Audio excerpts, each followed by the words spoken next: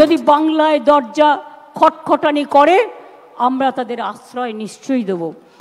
বাংলাদেশে নিয়ে যদি আপনাদের কোনো পরিবার থাকে, পরিজন থাকে, কেউ পড়াশোনা করতে যান, কেউ চিকিৎসা করতে এসে ফিরতে না পারেন, যদি কোনো সহযোগিতার দরকার হয়, আমি বাংলাদেশ নিয়ে কোনো কথা বলতে পারি না, কারণ ওটা একটা আলাদা দেশ।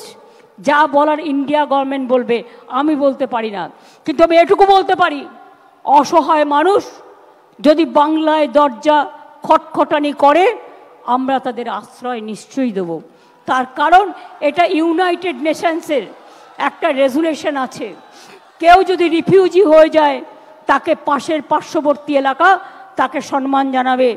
যেমন আসামে একটা গন্ডগোল হয়েছিল বড়দের সাথে, আলিপুরদুয়ারে তারা দীর্ঘদিন ছিলেন, আমিও গিয়েছিলাম তাদের সাথে দেখা করতে।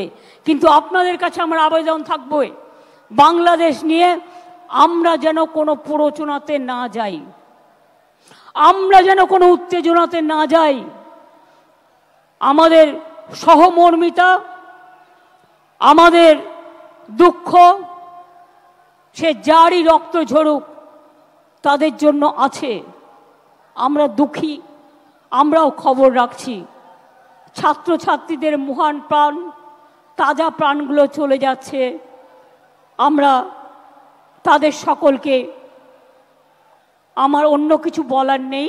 যদি বাংলায় দরজা খটখটানি করে আমরা তাদের আশ্রয় নিশ্চয়ই দেব।